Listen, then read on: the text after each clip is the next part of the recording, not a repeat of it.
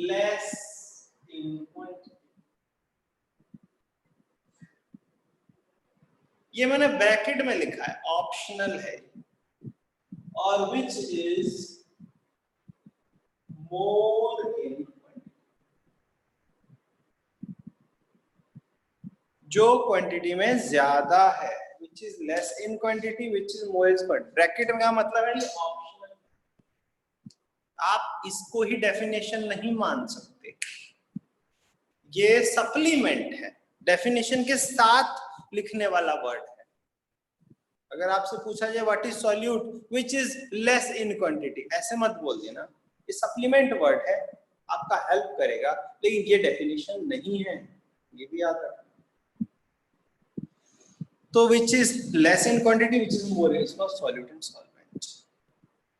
Solute and solvent के types लिखने जा रहा हूं मैं, बहुत मजा आएगा।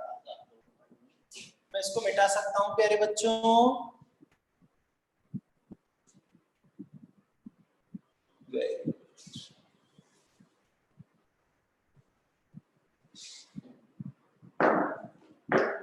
टाइप्स,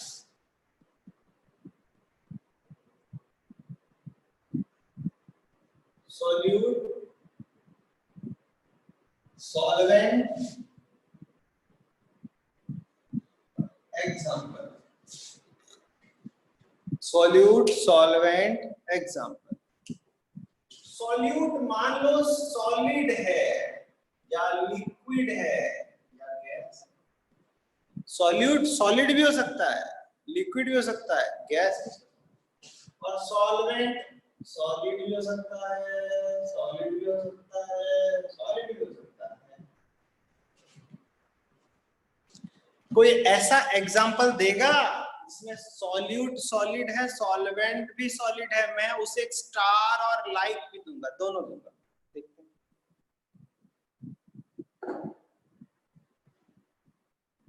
अर्नब बाली, वेरी गुड, एक अर्नब बाली को एक लाइक। अर्नब बाली गंदा है मगर सहलो। एलॉय, इसका एग्जांपल है alloy, very good. Alloy is the example of solution in which both the components are in solid state. Liquid solid में dissolved हो, आलू, लक्ष्य ने लिखा आलू, नहीं भाई।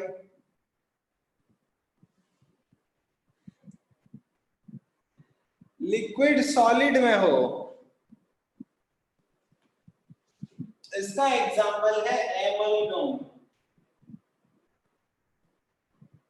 एमलगम, ना ना ना ना भाई ना, एमलगम। देखो भाई, ज्यादा जो कम है वो उसको सोच के चलो। एमलगम होता है मरकरी के अलॉय को बोलते हैं एमलगम, ठीक है। गैस इन सॉलिड देखते हैं कौन बताएगा। Gas in solid,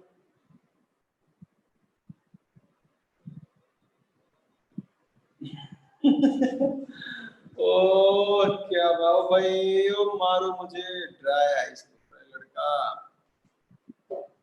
gas in solid, इसका एग्जांपल है हाइड्रोजन गैस ऑन निकल कैटलिस्ट। थोड़ा ये रट लो बिकॉज ये चीज 11th 12th लेवल का। ये देखो अर्नब बाली ने चेपा मार के कहीं से लिया है, वेरी गुड अर्नब, पूरा लिस्ट पड़ा है तुम्हारे पास। अब अर्नब का आंसर अमाननीय है क्योंकि उसने पूरा लिस्ट निकाल दिया बैठ। हाँ, अब अगला मैं लिस्ट बनाने जा रहा हूं। Solid, liquid, gas, liquid, liquid और लिक्विड। तो सॉलिड लिक्विड में डिसॉल्व है तो इसका जवाब होगा sugar water. Sugar water. Lemonade क्यों बोल रहे हो चाचा? पूरा नींबू छोड़ दिया क्या पानी में, जो सॉलिड इन लिक्विड बोल रहे हो? अच्छा याद किया है Arnav. Sugar water, salt water, liquid in liquid, alcohol and water. Rooh Afza, ink and water. Hi hi hi. Alcohol and water. भले आप लोग मादक वस्तुओं का सेवन नहीं करना चाहिए, परंतु उसका ज्ञान तो होना चाहिए विज्ञान के नाम पर। तो अल्कोहल इन वाटर, सबके घर में विनेगर है, विनेगर वो भी एक एग्जांपल है।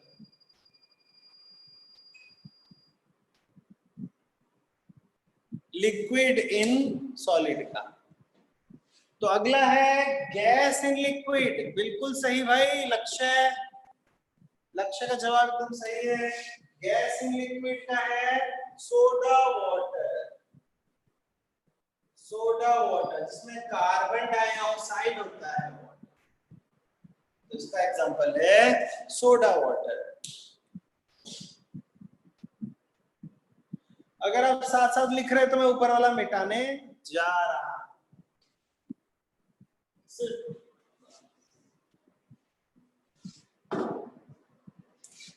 Gas gas gas.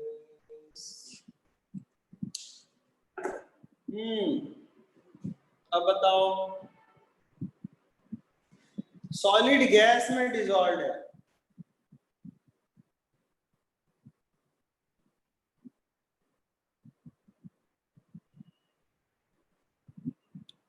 कल बताओगे क्या? बाकी बच्चे निष्क्रिय हैं क्या? उनको किसी ने अंदर से ऊर्जा छीन लिया है?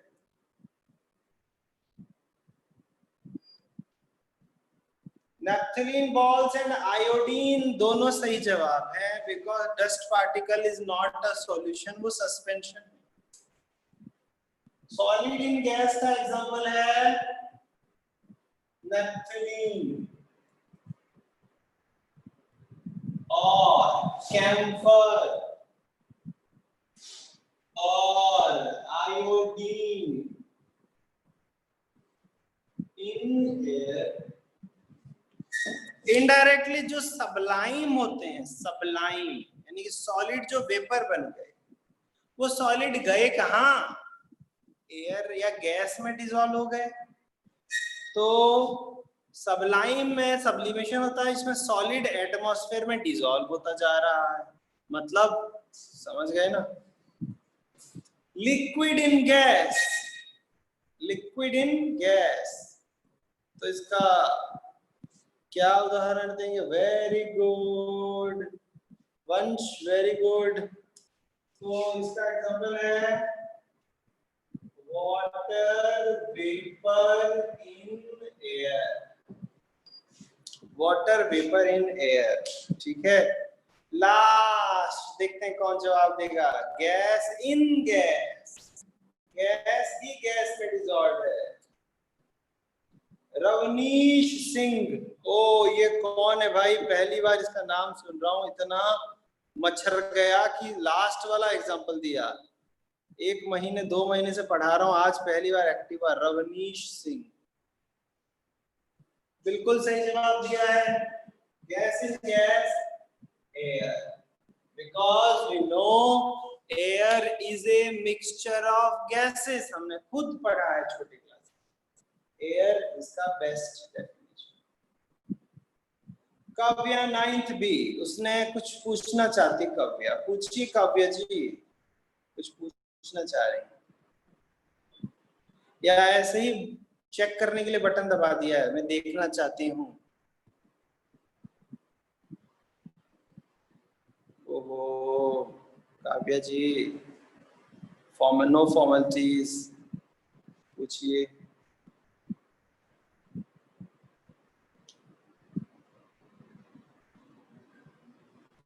लगता कल पूछेगी।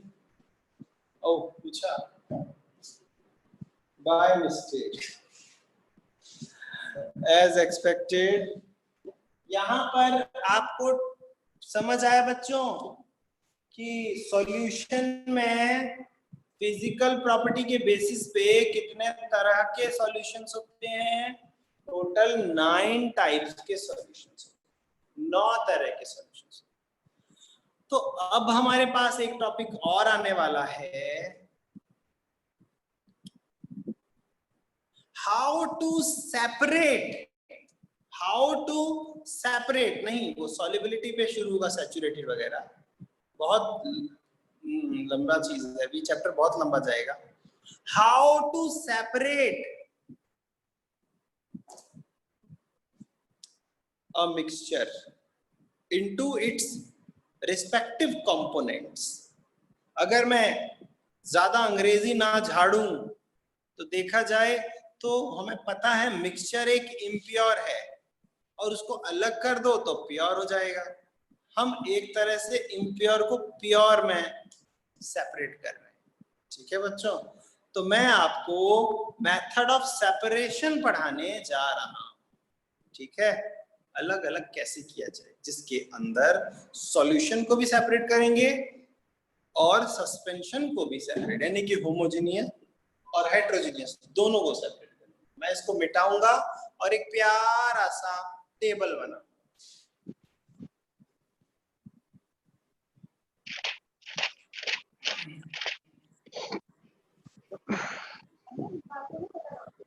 विशाल इधर है। क्या कर रहे हो आप? रेडी।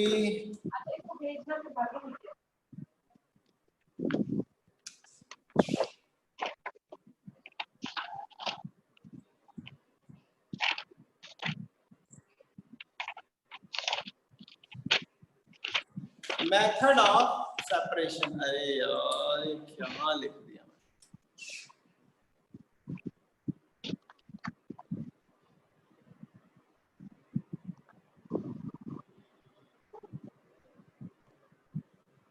मेथड ऑफ सेपरेशन देखो बच्चों, बहुत ही प्यारा है। मैं सबसे पहले क्लास 6 के मेथड को रिवाइज कराता हूं, फिर हम क्लास 9 के बड़े बड़े मेथड्स पढ़ेंगे। तो क्लास 6 में सबसे प्यारा सा मेथड था हैंड पिकिंग।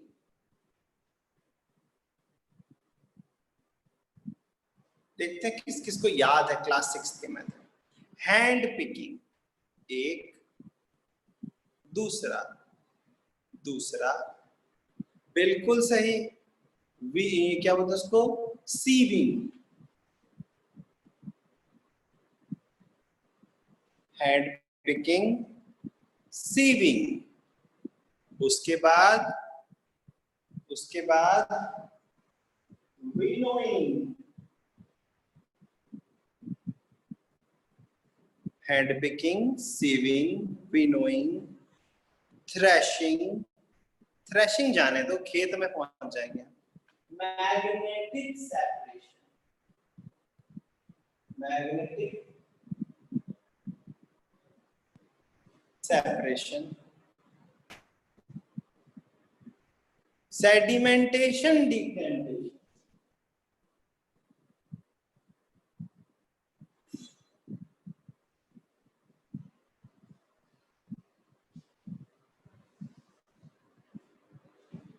सेपरेटिंग फनल नहीं, वो 6th में ही था, इसमें यहां आएगा filtration.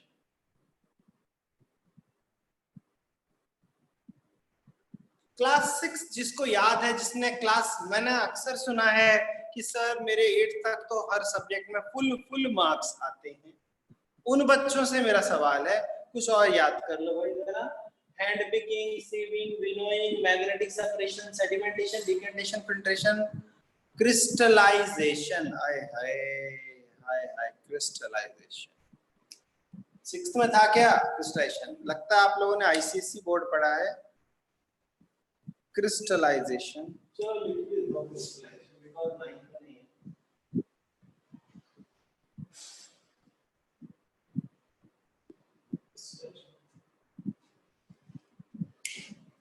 churning, centrifugation in Millennium Book. देखते हैं। आज 15 मिनट में इतना ही हो जाएगा बच्चों, घबराओ मत और ज्यादा जोश में मत आओ, थोड़ा सा रोक लो अपने अंदर के क्या बोलते हैं उसको, ज्वालामुखी को रोक लो, ठीक है। मैं हैंड पिकिंग स्टार्ट करने जा रहा हूँ। सबसे पहले शुरुआत कर रहे हैं hand picking. Name of the method hand,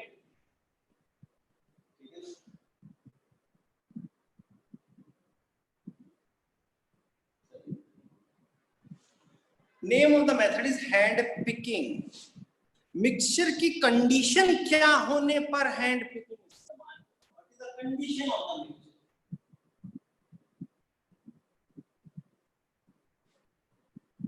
toppers बच्चे आंसर देंगे। Both are solid, both are solid, बिल्कुल सही जवाब। सॉलिड प्लस सॉलिड होना चाहिए, वो भी एप्रोप्रिएट साइज।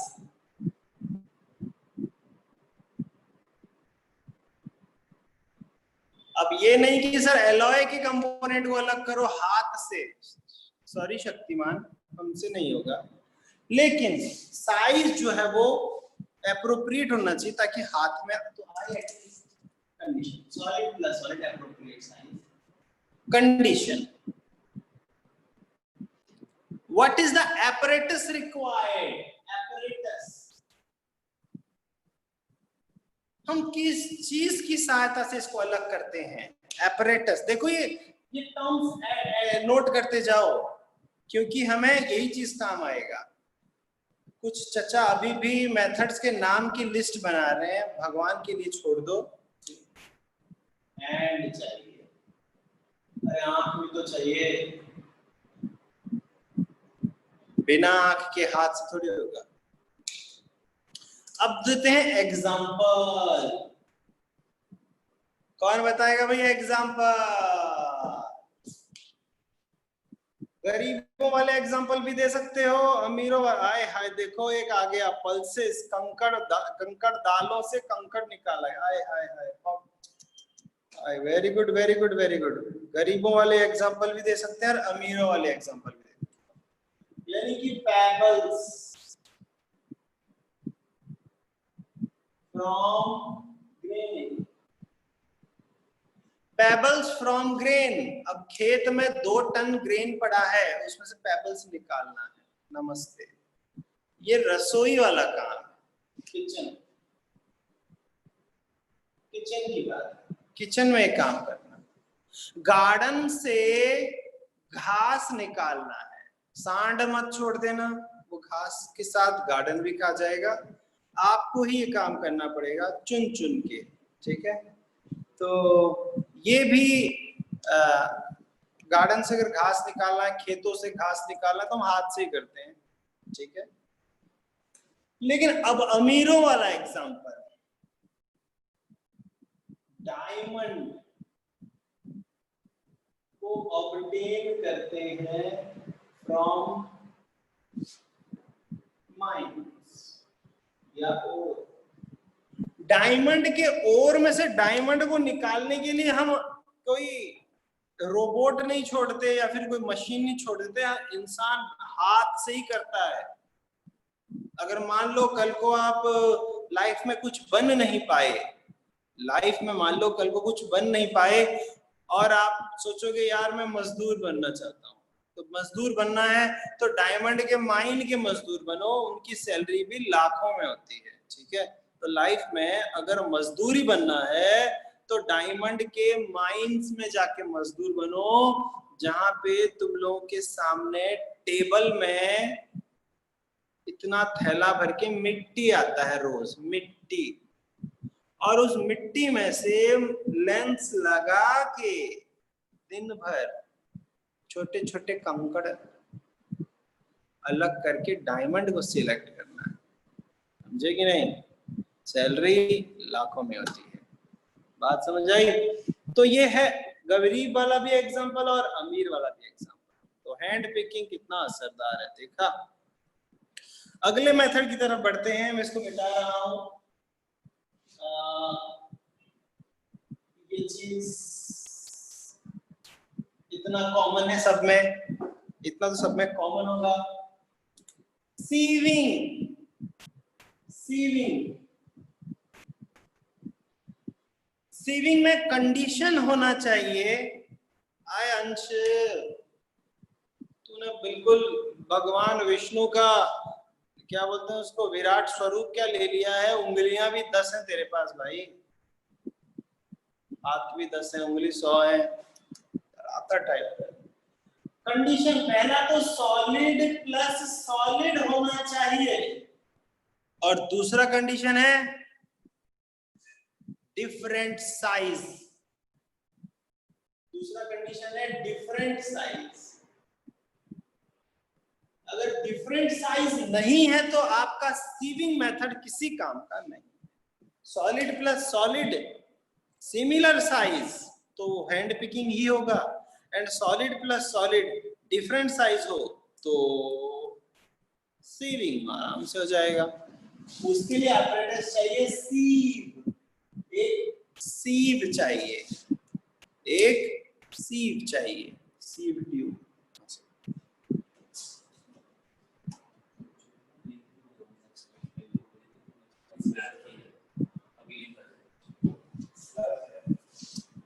सबको पता है नेक्स्ट क्लास कौन सी बच्चों, मैथ्स की है। मैथ्स अभी आपको लिंक आएगा। ओके, आगे बढ़े। सीव, और सीव में जो पोर्स होते हैं, होल्स होते हैं, उनका साइज ऐसा होना चाहिए कि उसमें छोटा पार्टिकल निकल जाए और बड़ा रह जाए, ये जरूरी है। ये नहीं कि बड़े पार्टिकल को ध्यान में रखते हुए आपने सीव में होल बनाया। अरे ये कैसी सोच है, फिर तो आप पागल हो। तो आप हमेशा दोनों में से जो साइज में छोटे हैं उसको ध्यान में रखते हुए बनाना। जैसे आटा चलते वक्त भूसे के साइज को ध्यान में रखते हुए सीव बनाया हुआ है, आटे के साइज को ध्यान में रखते हुए। कॉमन सेंस ना, आटे के साइज को ध्यान में रखते हुए, भूसे के नहीं। आटा निकलना चाहिए भैया, उससे बड़ा नहीं आएगा। कीड़ा भी और भूसा भी दोनों रह जाएगा। सूजी के लिए अलग छन्नी होता है, आटे के लिए अलग छन्नी होता है, मैदे के लिए अलग छन्नी होता है। सुना है ना सबने। अब सवाल इसकी एप्लीकेशन पार्ट क्या है। Stone and pebbles from sand. Construction site में हाँ वही ग्रेवल्स सही। कंस्ट्रक्शन साइट में देखते हैं कि ऐसा एक पड़ा होता है जिसके ऊपर आदमी जो है, इसके ऊपर जालियां बनी हुई होती है मस्त मलंग, और इसके ऊपर रेत ना फेंका है, रेत, बजरी नहीं रेत। यहाँ पर रेत का ढेर लग रहा है, समझ आ रहा है ना। सिंपल। मछली का जाल, जब मछली को जाल में फंसाया जाता है तो जाल का साइज ऐसा रखते हैं ताकि जो मछली अभी बड़ी नहीं हुई है वो निकल जाए जाल से, और फंस कौन जाए, तगड़ी मछली। मस्त बात समझ आ रही है। बहुत एग्जांपल हो सकते हैं सीविंग के, बहुत एग्जांपल। ठीक है ना बच्चों, बस अपना दिव्य दृष्टि खुले रखना। एग्जांपल हस्क फ्रॉम फ्लोर, टुट्टे चावल फ्रॉम साबुत चावल, यानी कि broken grain from a whole grain. बहुत है, बहुत है। ये 6th है, रिवाइज कर रहा हूं, अभी पढ़ाया नहीं ना ये।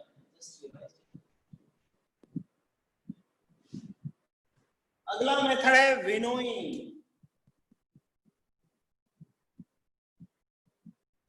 विनोइंग, यहां भी दोनों सॉलिड होना चाहिए, दोनों होने चाहिए, सॉलिड प्लस सॉलिड, और एक लाइटर देन अदर, लाइटर हल्का होना चाहिए। One should be lighter than other. एक जो है दूसरे से हल्का होना चाहिए, हल्का होने का लॉजिक है हवा में उड़ाना ही।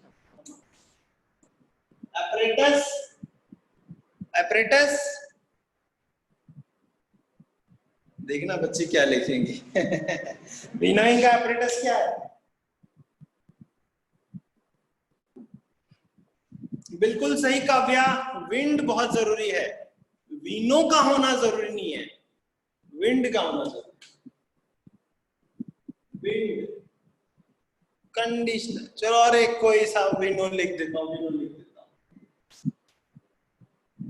विनो सबने देखा है, जिसके ऊपर चावल या गेहूं रख के पटक रहे होते हैं गांव की औरतें, उसे विनो बोलते हैं।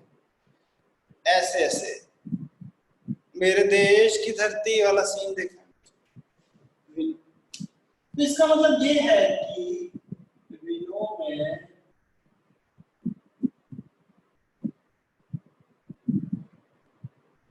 विनो में से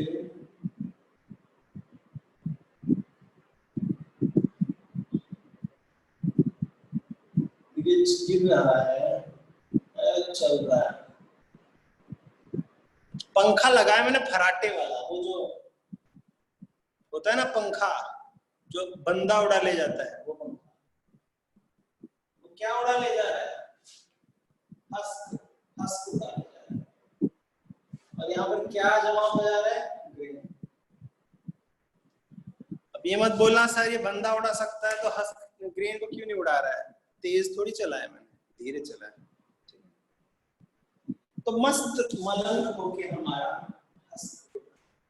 और हमारा खेल बनता जा रहा है।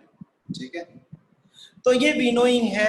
विनोइंग हस्क फ्रॉम ग्रेन लिख सकते हो एग्जांपल में, हस्क फ्रॉम ग्रेन।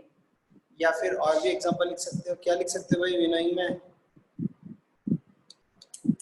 खाया है ना वो मूंगफली, ऐसे से नहीं करते एक्सपर्ट्स लोग, ऐसे ऐसे ऐसे करते हैं, इसका छिलका उतरता है। विनोइंग रोज करते हैं मेकअप, है कि नहीं? ये लो चचा डस्ट फ्रॉम फ्लोर कर रहे हैं, फ्लोर भी उड़ जाएगा भाई। चना भी हम ऐसे से करते हैं, चने को ऐसे से करते हैं, भुने हुए चने को। और हो गया, समझ आएगी नहीं? ज्यादा हम डीप नहीं जाएंगे, आगे बढ़ते हैं। मेरा काम आइडिया देना है, एग्जांपल नहीं। ठीक है, अगला है मैग्नेटिक सेपरेशन।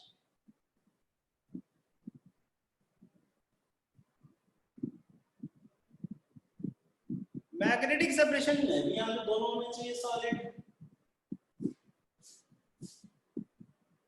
बस एक मिनट। और दूसरा कंडीशन है one should be magnetic. One should be magnetic, यानी कि दोनों में से एक मैग्नेट द्वारा आकर्षित होना जरूरी है। और यहां पर जो चीज चाहिए उसका नाम क्या है? इलेक्ट्रोमैग्नेट। सिर्फ मैग्नेट नहीं, इलेक्ट्रोमैग्नेट। इलेक्ट्रोमैग्नेट इसलिए क्योंकि बाद में अलग कौन करेगा, ये टेंशन। ये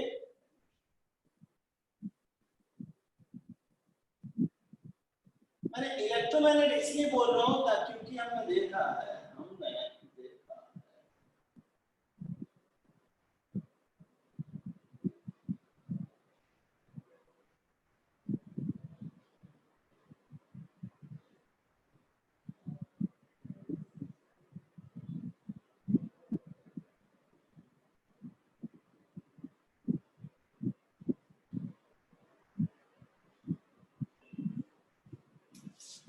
यहाँ पर हो सकता है एक चचा बैठे हैं और वो कबाड़ की दुकान में, अमीर भाई हम गरीबी वाली बात नहीं कर रहे हैं, कबाड़ियों जहां पे कबाड़ी लोग जहां माल बेचते हैं, इलेक्ट्रोमैग्नेटिक खासियत ये है कि स्विच ऑन करते ही वो मैग्नेट बन गया। चिपका दो भाई, स्विच ऑन करते ही मैग्नेट बन गया, उसमें से आयरन कौन उठाएगा ब्लेड और सुइयों को हाथ से? कबाड़ी वालों की भी तो लाइफ इंपॉर्टेंट है। स्विच ऑन किया, मैग्नेट बन गया, चिपका दिया और कहीं और ले गए, कहां ले गए?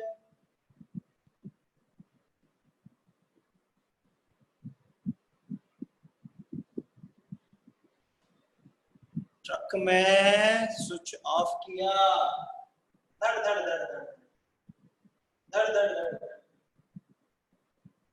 ले गए भाई, ले गए। तो इस तरह से मैग्नेट्स सेपरेशन से चीजें जो है खतरनाक धड़ाधड़ ट्रांसफर हो जा रही। ये तीन चीज याद दिलाना बच्चों, सेडिमेंटेशन, फिल्ट्रेशन एंड क्रिस्टलाइजेशन अगली क्लास में बताएंगे। आज की सभा यहीं पे समाप्त हो रही है। आपके ग्रुप में लिंक आ जाएगा, अभी आनंद सर मैथ्स पढ़ाएंगे। तब तक के लिए धन्यवाद और आपका दिन शुभ हो। कोई डाउट हो व्हाट्सएप पे पूछ सकते।